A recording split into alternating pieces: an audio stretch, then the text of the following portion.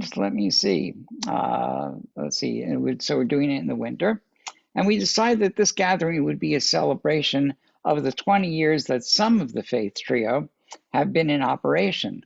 It actually started as a faith duo, and Keila joined a bit later. So for us, this is really the 17th or 18th anniversary, but so it goes.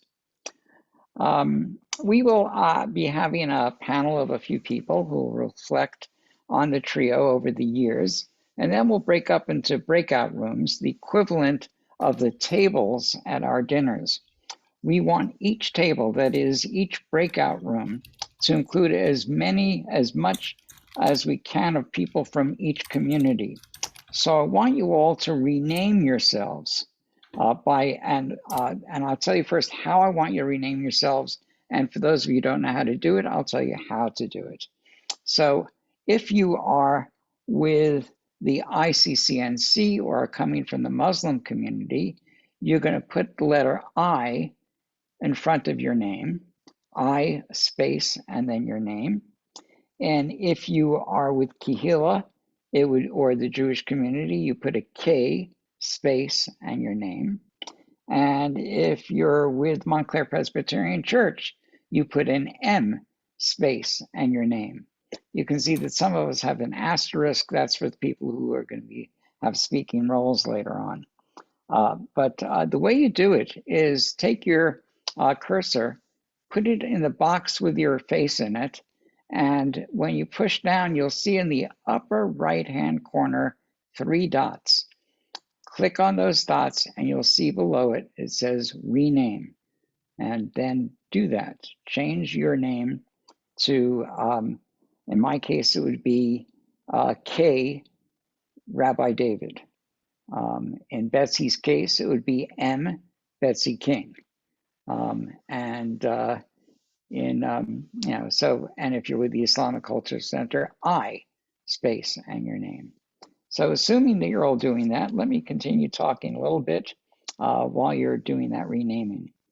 The celebration in this main room is going to be, is actually already being recorded, as you saw a minute ago.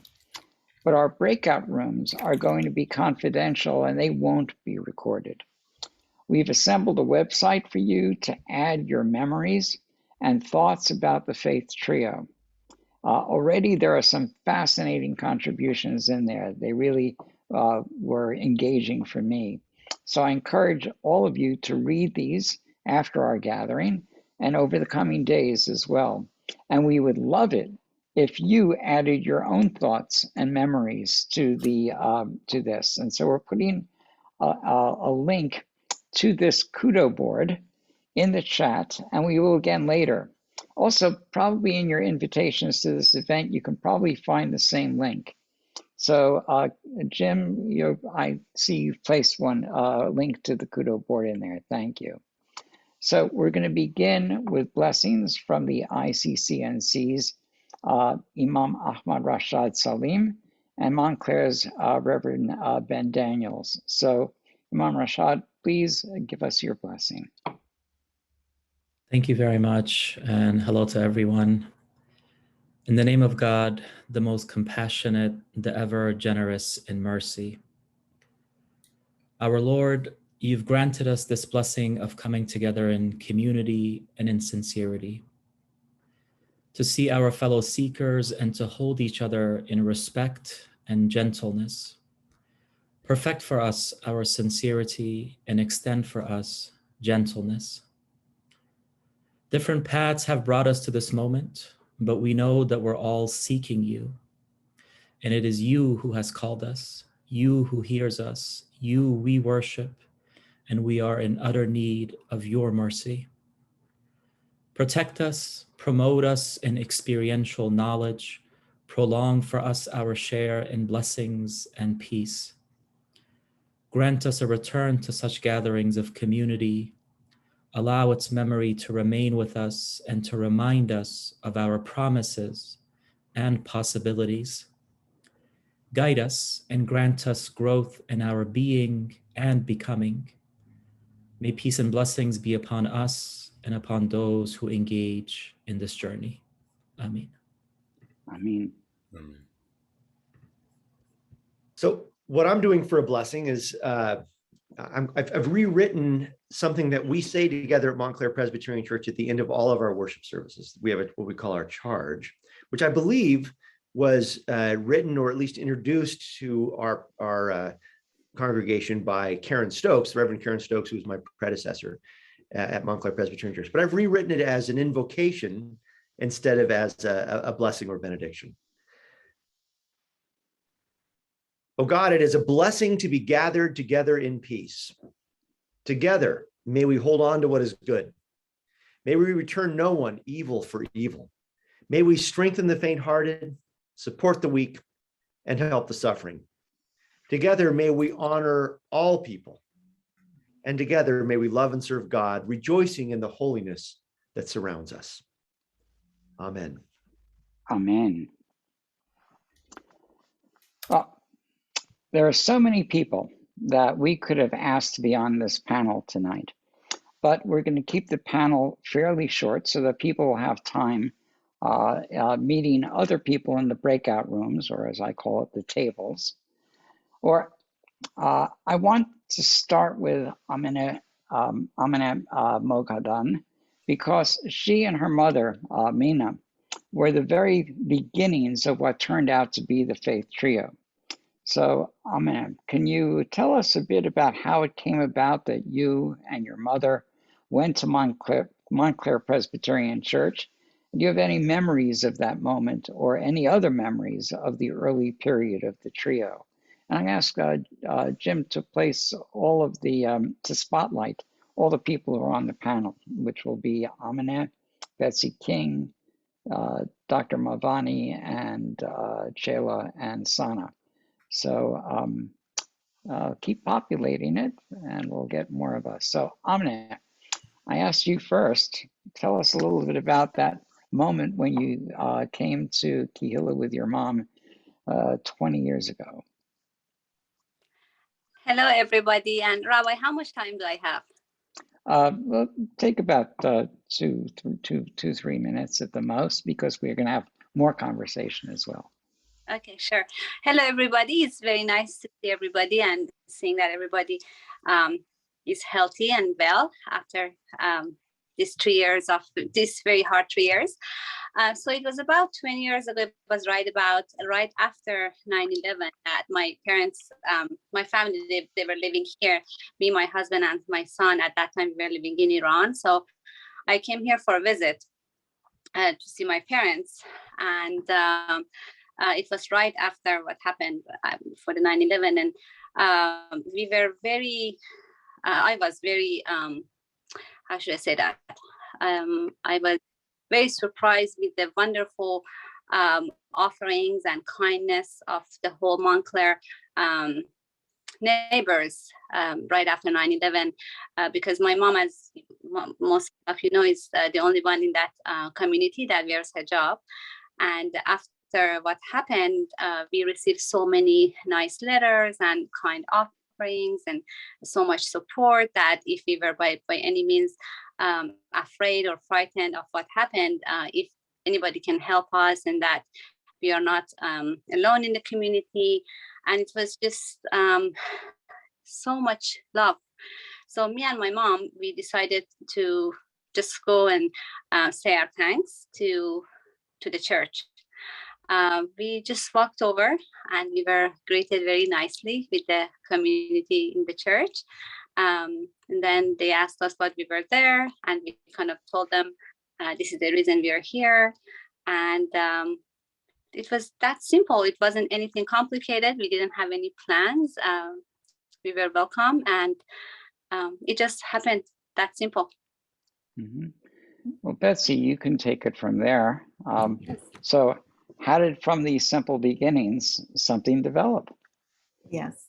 Well, it was one of the Sunday mornings after 9/11 when I noticed 3 Muslim women sitting in the last pew of our church.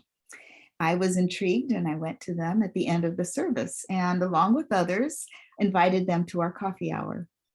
And I was so moved that they felt such compassion that they braved entering our church in peace, not knowing what our reaction would be.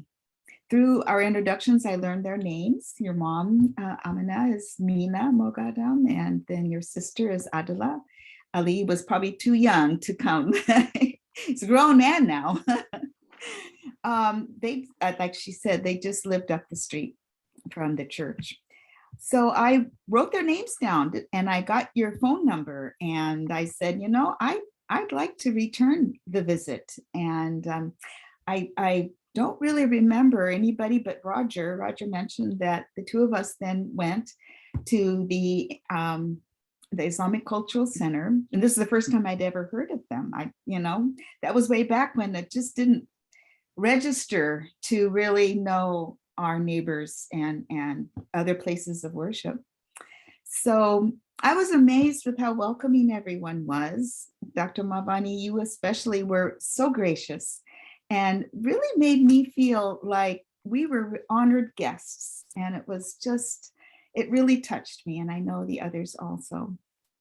I just wanted to meet everyone there and found out who they were and got to know them and came to many events that you had back then. And it just was, I could already tell it was going to be a special relationship that we want to pursue and nurture.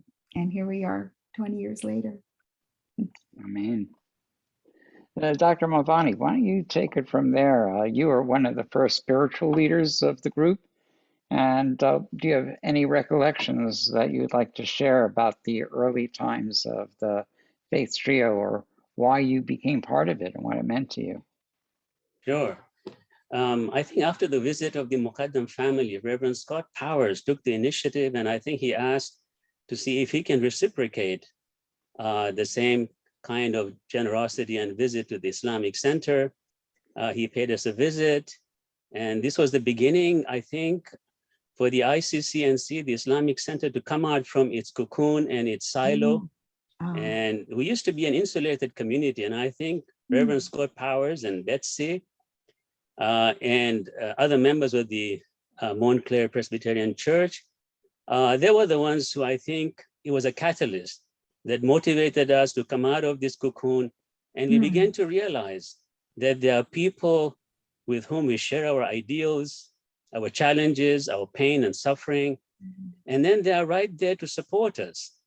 And I think this was a real boost to our morale, especially when all these challenges were, percolating in the United States. I remember there was a group of people who said, listen, if the Islamic Center feels threatened, we'll be more than glad to come and give you some kind of protection outside so that you can perform your prayer services with peace and tranquility without any kind of fear. And I thought that was quite remarkable. This showed to me the spirit of not just the religious community, but generally the American spirit, the spirit of kindness, of compassion, of generosity, and of this kind of mutual respect. And when I saw Betsy and Cliff, I think I realized there was a chemistry, like you said, Betsy, that we are going to make history. Thank you. Amen. Shayla Blitt, you were part of the first group of Kehillah people to be part of the trio. And so you were, and I guess Sandy and Bonnie were the ones who switched it from being a faith duo to a faith trio. So can you share your thoughts about how and why you decided to get involved, and also any memories about the early days of Kehillah's involvement? Sure. Well, I felt compelled to be a part of an interfaith coalition, particularly one that would include the Islamic Cultural Center or a mosque or an organization like that, because of all the Islamophobia that was happening. And so Bonnie and I were searching of how to do that through Kehillah, and it turned out that this had already been started with Montclair Presbyterian Church and the Islamic Cultural Center. So we were really pleased to join in and make it from a duo to a trio. And I remember those early days where really what we were doing is planning the faith, interfaith harvest dinner. Mhm. And one day we were sitting around talking once again about the logistics of how we do the invitations and all that. And we looked around each other and said, wait a minute, we are an interfaith group right here. Why are we just talking about logistics? Why don't we start with ourselves, and learn about each other's faiths, not just the religious text, which is part of it, but how how we live, how it impacts our lives. And we discovered that we all had in common probably more than a lot of us had in common with the more conservative or right-wing parts of our own religions. And Mhm. we just took it from there to develop friendships and then broaden all the different ways we could bring our communities, our congregations together. Thank you. Mhm. And I don't want to leave out Sana. Mhm. Sana Shaikola Islami, you are the youngest person on the panel. Everyone but you on the panel only came to the Faith Trio as adults. None of the rest of us grew up with the Faith Trio as something that was always there. But for you, it's been there ever since you were a child, attending Faith Trio events with your parents. Later on, you went to UC Santa Cruz and you became an activist among Muslim students. So what memories do you have of the harvest dinners and other Faith Trio activities? And how do you think attending these interfaith activities have shaped your experience as a Muslim adult? And Hi, unmute. everyone. um, that's a great question. I think attending the harvest dinners and Faith Trio activities as a kid really helped shape my understanding of what community looks like and what community in action really is. So to me, community didn't ever look insular or small, but really expansive and welcoming. I specifically have good memories of the harvest dinners. And I remember, I learned that building community was very intentional and thoughtful. The ways in which, we shared a meal, it really cemented the ways that, building trust and relationship and getting to know each other is super important to community. And while I was a kid, I really remember observing the way that the adults were making, effort to talk to each other and get to know each other. And I think that was really special. And later on, I got to apply a lot of what I learned about community and community building to the work that I did. So I was involved in the Muslim community at UC Santa Cruz. And I applied a lot of what I saw in this space to that. So, lots of listening to one another, getting to know each other, showing up for each other, and then just that type of sharing space where you're really just sharing a meal and having conversation. That's so important and always stuck to me. So I thank you all for, making the effort to make this space, because it was a great thing to see as a kid growing up. Thank you. So I'm going to put a question to all of you, but I think I'll start with Betsy, who suggested this. What hopes did you have for this interfaith alliance that you were putting together? And the other question is, do you feel that those hopes were realized? I have had a lot of hopes over the years, and some blossomed and some kind of just got stale. One thing that we were actually, Chela and I were talking a little while ago about wanting to form dinner groups, and we worked on it for months and months, and I was trying to fit people with kids. People had kids with others, and and it took forever, and it just never, a few groups got together one time and it sort of died on the vine. So I was disappointed about that. But, if people are interested, I'm happy to try to facilitate that again.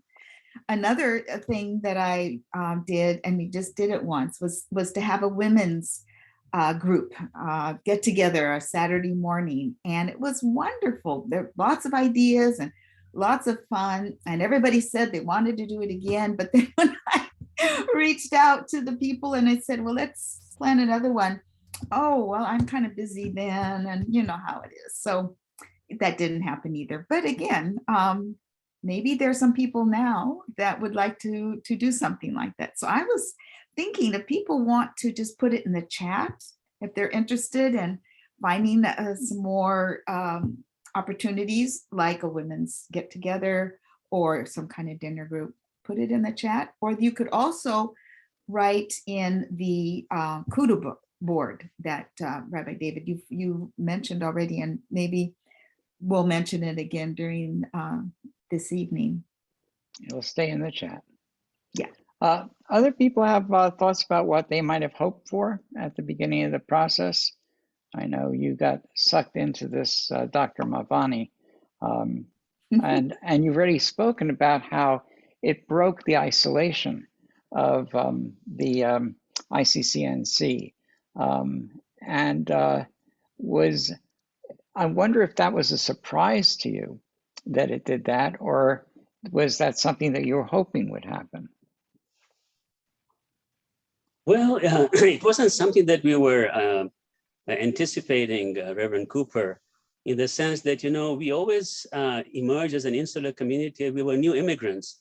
Many of the board members were students, so they were preoccupied with their own challenges, and we were so concerned and obsessed with just keeping our own kind of group together, those who were in the Muslim community. So it wasn't anticipated. I think it was a wonderful, wonderful catalyst. And as I mentioned, Reverend Scott Powers, once he came and we began this particular venture, affiliating with the Montclair Presbyterian Church. Subsequently, I think it was Reverend Scott Denman and Reverend Powers who introduced me to joining the OCC, which is, I believe, the Oakland Clergy Caucus. And this was another wonderful initiative that I think grew out of our affiliation with the Montclair Presbyterian Church. So it was very pleasant, and I think much needed, journey for us to extrapolate and move on with something much bigger than ourselves. Yeah, we couldn't follow you into the OCC because the Montclair Presbyterian Church is not in Oakland, or is it? Oh, yes, you're officially in Oakland. We're officially in Piedmont, although we're about 20 yards away from the Oakland border. Does anybody else want to tackle that question about what hopes you had for the Interfaith Alliance, and did they get realized? Otherwise, Well, I got more. Yeah. As a counterpoint to what Betsy was saying, things that were tried and fell apart, I think we hoped new things would happen beyond just the dinner. And one of those things that was very successful was the art shows that Leah Delson and others worked on, and where there's just so many artists came together around themes, and a lot of people came and visited. And the Islamic Cultural Center hosted many of those shows. Mm-hmm. Yeah, some of the items were actually done by artists from different communities working together on the same work, which I thought was really quite remarkable. And it was interesting because it wasn't just something that was thrown together and anybody, I mean, it was like peer reviewed to kind of make sure that it was, and it was really, all of them were high quality shows. And actually, there is a link to a website that contains much of the artwork that's on there. And there were other things that I'll mention later on that were also these activities that brought people together.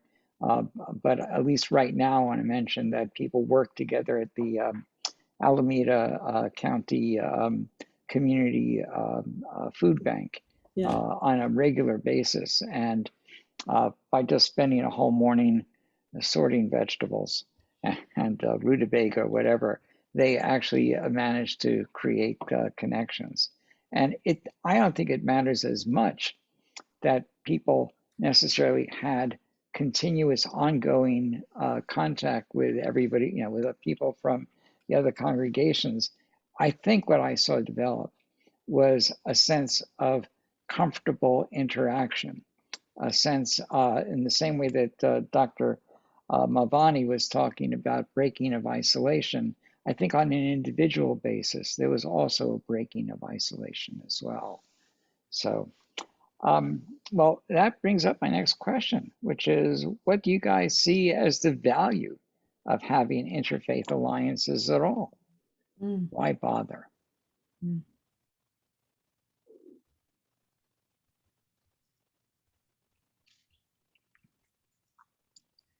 Now, not everybody jump in on the question at one time. Should Dr. I go then? Mavani, yes, it would be lovely. All right. I see a multitude of, virtues in like you mentioned, Rabbi Cooper. One is we came out of isolation as a collective body, as a community, and we also came out of isolation as individuals. We developed friendship and brotherhood and sisterhood that were quite meaningful. And also it was an eye-opener for many of us that different members of the American community share our similar kind of vision, similar kind of ideals and hopes and aspirations. So we are not by ourselves. And I think that gave us a lot of comfort, a lot of confidence and solidarity, especially during those critical times after the horrific 9/11 event. So that was very comforting to all of us. The other thing that I found, quite positive and worth pursuing is we began to appreciate each other's religious values and religious dogmas and doctrines. And we realized that we are quite similar. We are not that far off. We overlap on many of our doctrines. Our vision is very similar. Our worldview is very similar. And if we were united, we can certainly make an imprint, especially when we live in a secular culture, which is hyper secular, and religion is being trivialized. That was another, I think, virtue that I found in trying to get together with our religious brethren. And on a personal note, I think I became a better Muslim after having known Christians and Jews and other faith members. I don't think I would have been as good of a Muslim or a good of an ethical, moral human being that I am today had I not had relationships with members from the church and the synagogue and other religious and secular communities. I think it was a synergy. There was a mutual enrichment, mutual benefit and enhancement from all sides. Thank you. I know that when you went down to Southern California to continue your education, we were all very disappointed because we just loved your presence in our meetings, and so it's just a pleasure to have you back tonight. Thank you. So before we break up into tables of, or as I call it, or the breakout rooms, however you want to call them, I've asked to say a few words about how I see the importance of interfaith allyship, like our trio. And the person who I would have wanted to speak on this is the theologian Lou Mudge of blessed memory. Lou was one of the early members of the trio with his wife, Jean. Inspired by his years on the committee, he wrote his thoughts about the necessity of what we were doing in his book, Gift of Responsibility, The Promise of Dialogue Among Christian Jews and Muslims. It was published in 2008, and he passed away a year later. He was, he's been sorely missed in these interim years. Earlier this week, I wrote my thoughts about what I thought was the necessity of interfaith allyship. And I wrote this to Kihila, and what I'm about to read you now, somewhat short, is derived from what I wrote this week. The hostage event at Congregation Beth Israel in Texas emphasizes the significance of groupings like our faith trio. That congregation's rabbi, Rabbi Charlie Citron Walker, is an activist in interfaith allyship in Colleyville. It was his shul's longtime Muslim and Christian clergy allies who immediately gathered and were there to help from a command center that they set up at a nearby church. And their support for the synagogue united the larger community against both anti-Semitism and Islamophobia. And there's an article about this. I'll ask Jim to place in the chat an article that's about the interfaith coalition that was behind the support for the Colleyville Synagogue. Anyway, anyone who knows our faith trio knows that if any of our congregations faced the same sort of jeopardy, we would all be out there to support in every way that we could. Like the allyship in Colleyville, our trio is not an ad hoc group that only gathers specifically for emergencies. We have been congregations of friendship on an ongoing basis. We do not have to meet for the first time in case of an emergency. We already know and trust each other. Allyship is an essential element for true security, but that is not its most important purpose.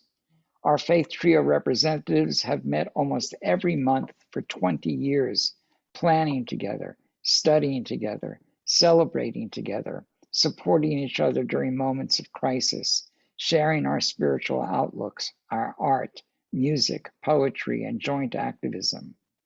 Through all our connections with each other, we break down isolation and create understanding and empathy. We create the activism of hope through our friendship. And that is my deepest feelings and appreciation for having been together in this trio for such a long time. So before we break up into smaller groups, I just want to stimulate your memories of the various activities that the trio has organized over the years.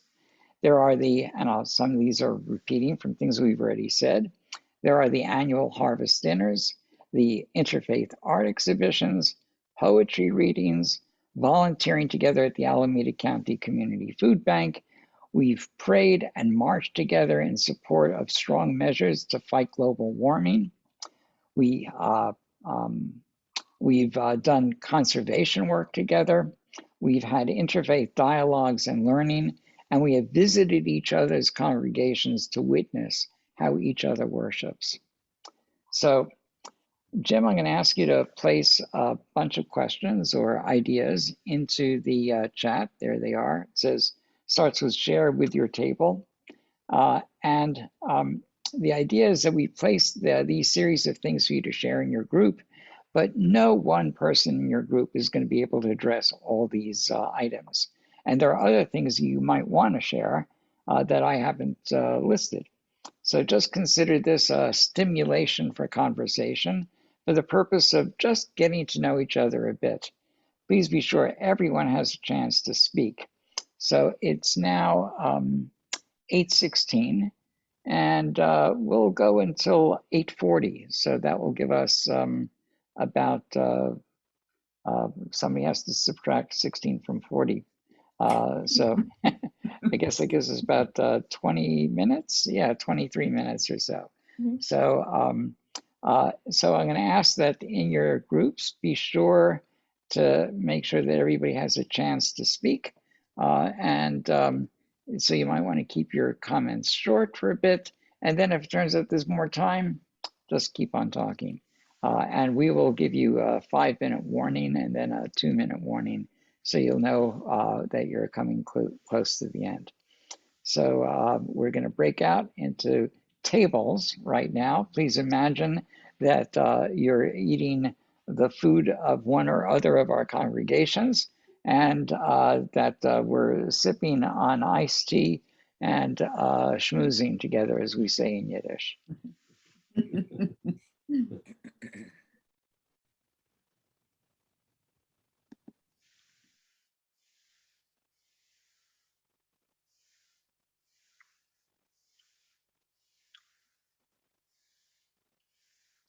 Okay, well, it's you and me, Dr. Malvani. And you're gone. Okay, so everybody's now in a group.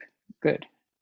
And I have the ability to travel from group to group. I'm not sure. I hadn't set that up yet. If I can, that would be great. If I can't,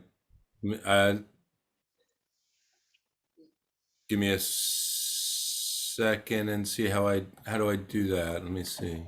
all right, I'll be back in a minute. Okay.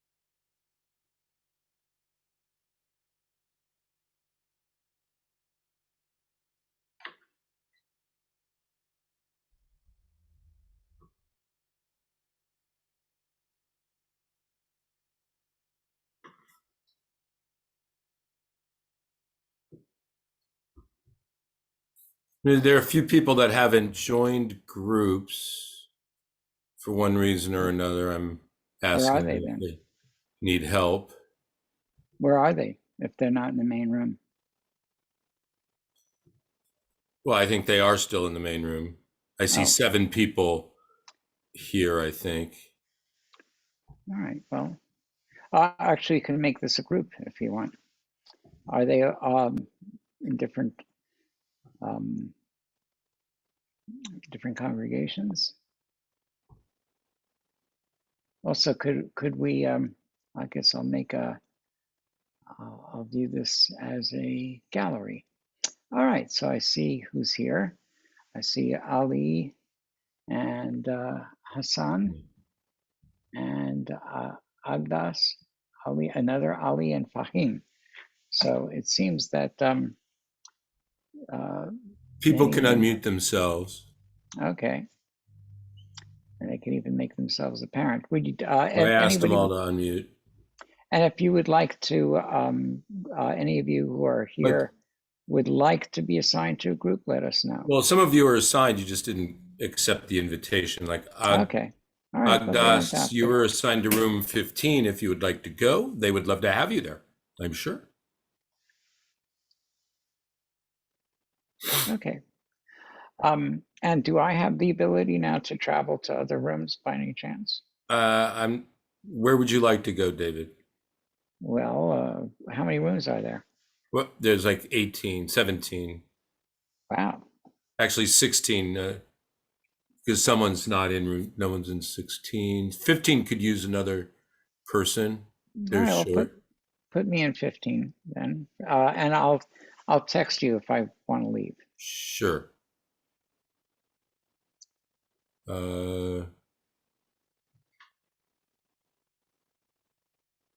In progress. Unassigned. Here we go. Assigned to room 15. All right, I am joining. I'm going to assign you, Ali, to 15 also. There you go.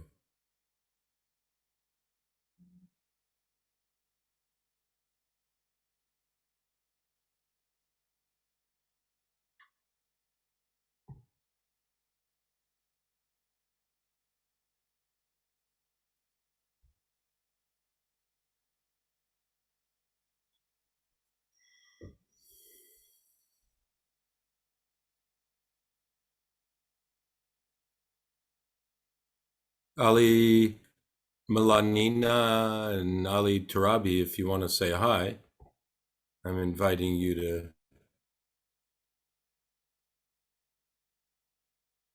Oh, you can go to groups. Good.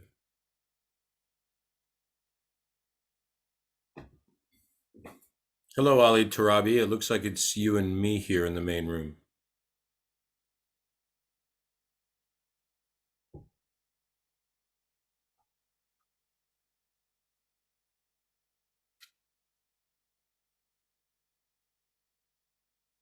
Oh, I see. You were assigned. Maybe assign you.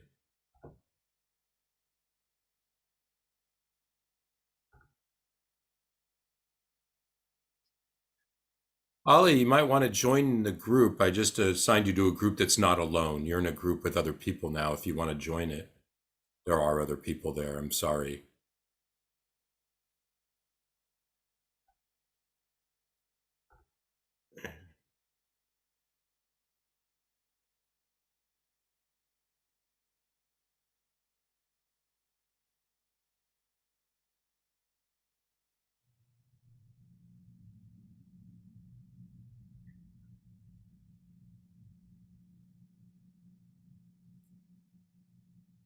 Ali Tarabi, it's you and me.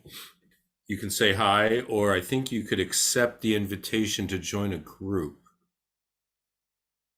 Room 17. You have an invitation to join room 17. There are other people there. Or you could say hi to me, or I'll stop asking you.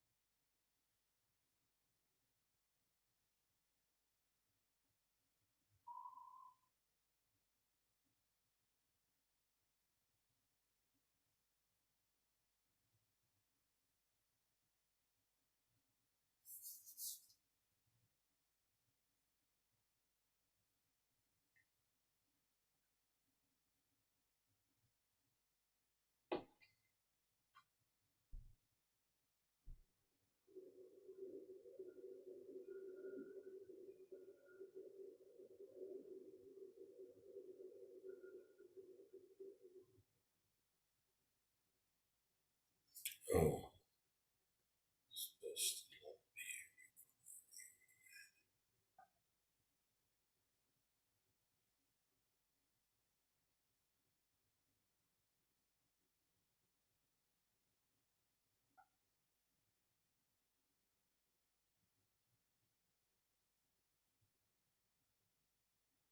Like sort of talk about faith in action. For me, it was just tremendous to see all these people coming in support of us.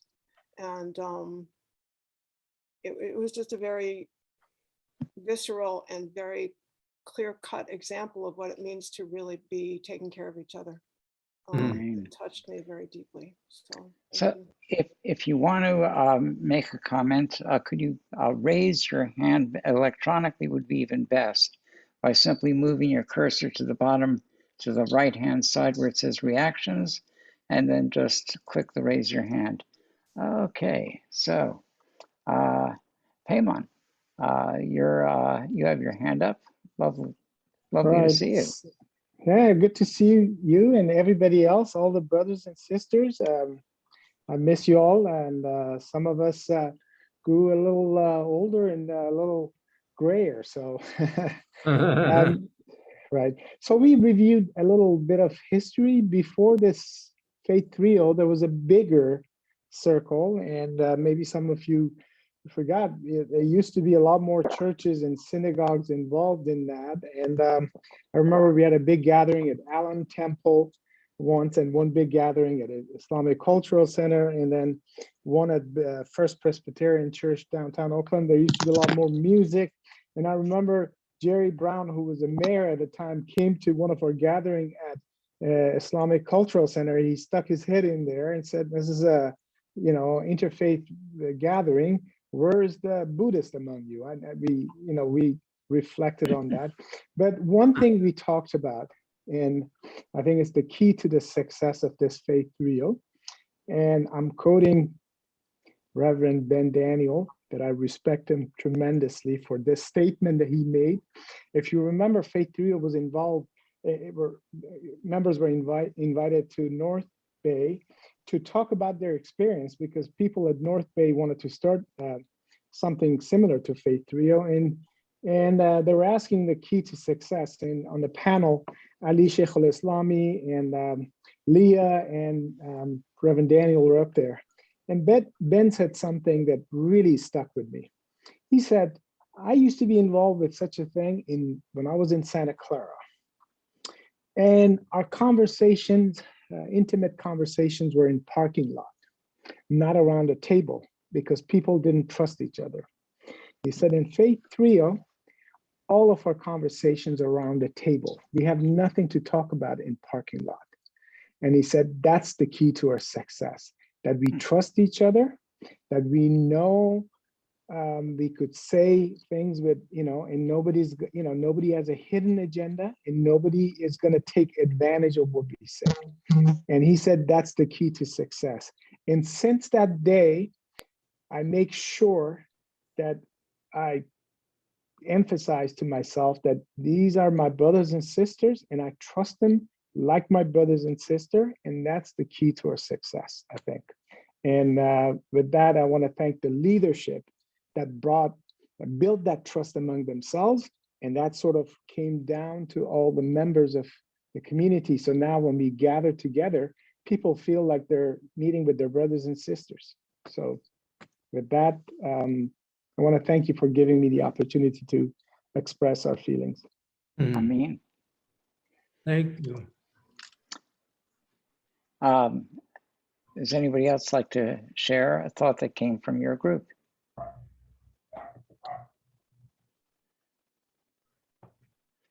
You can, if you don't know how to use the electronic one, you can wave wildly like this, and I'll see if I can pick you up.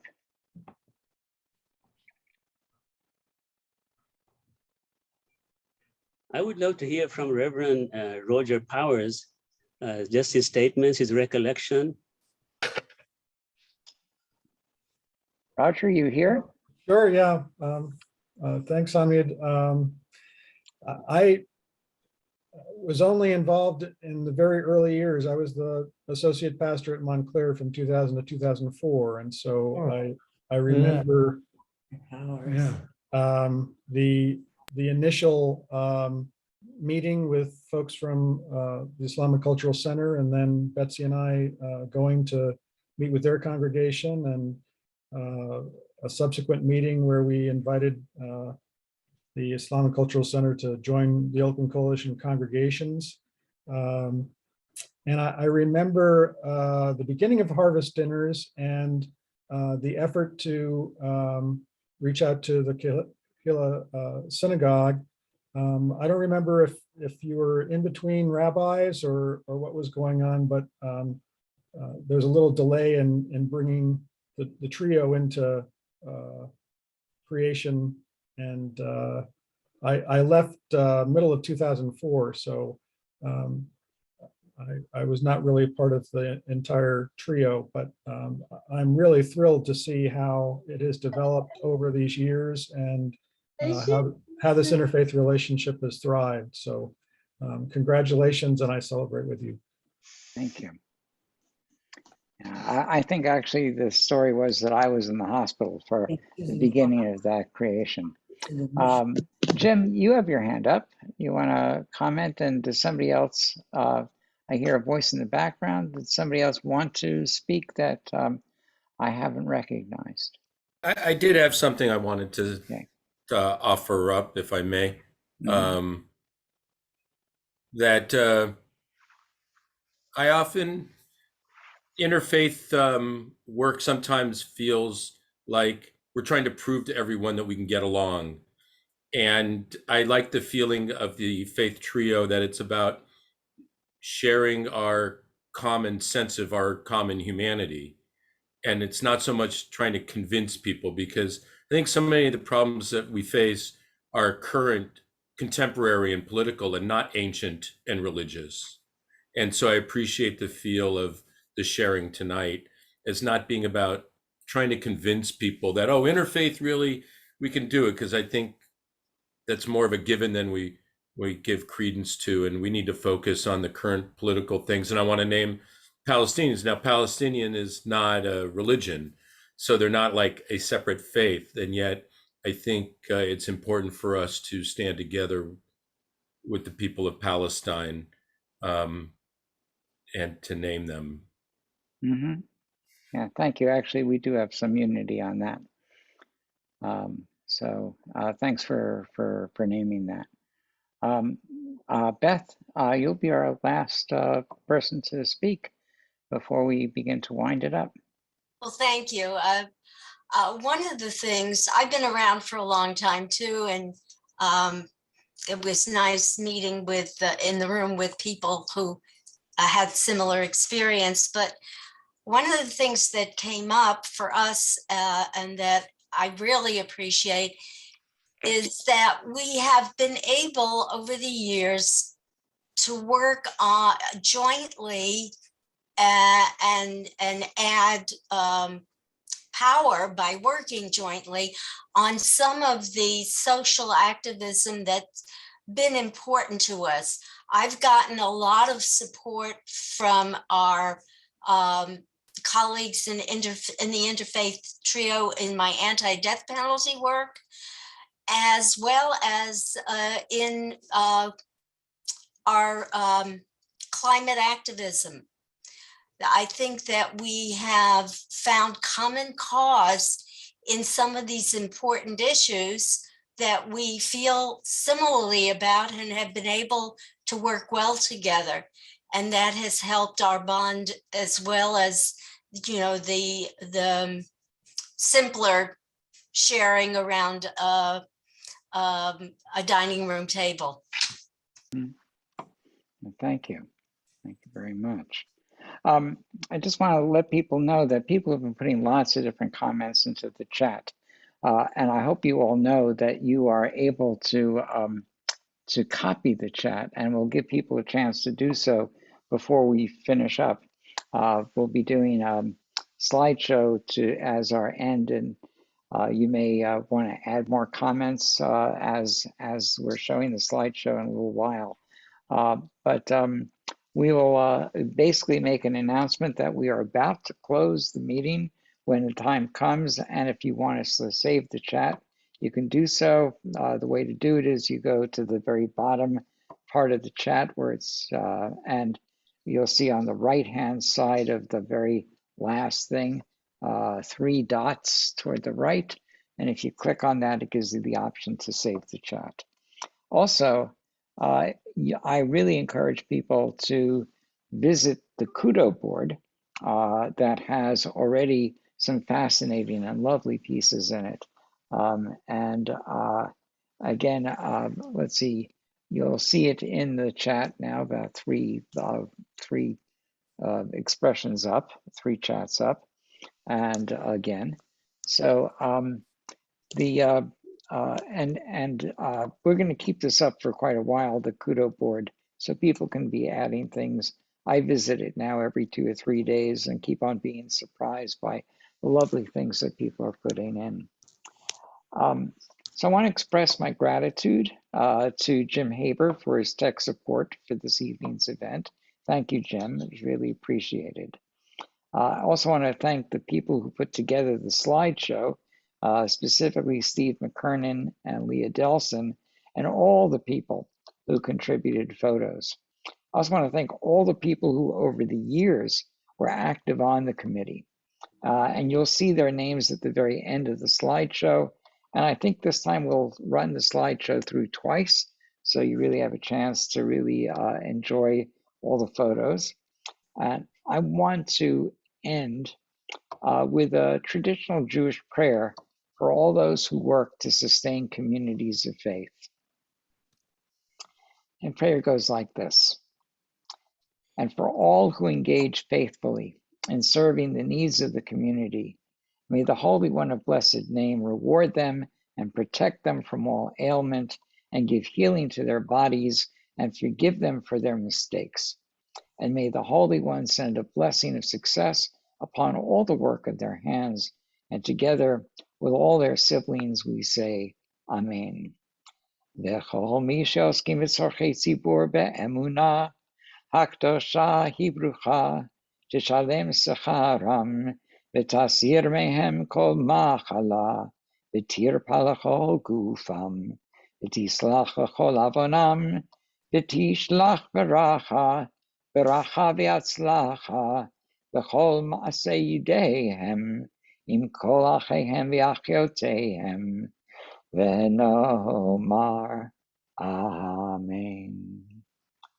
So we want to wish you a good year and many good years to come. And we'll run our slides two more times, and then we'll be signing off. And I will give you a warning that we're about to sign off, so that way you'll know to be able to save the chat if you want to. So please, Jim, take us into the slideshow. And thank you everybody for coming, and good evening and good night.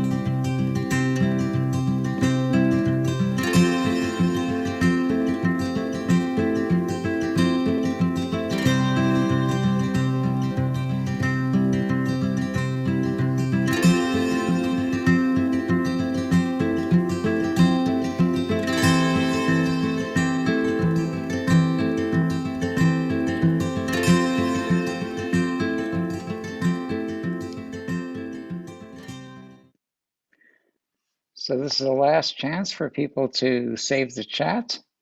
And I'm about to click on mine and save chat. Okay. And I want to wish everybody a good evening. And thank you for such an inspiring time, everybody who participated and everybody who watched intently. Thank you. Good night and good being.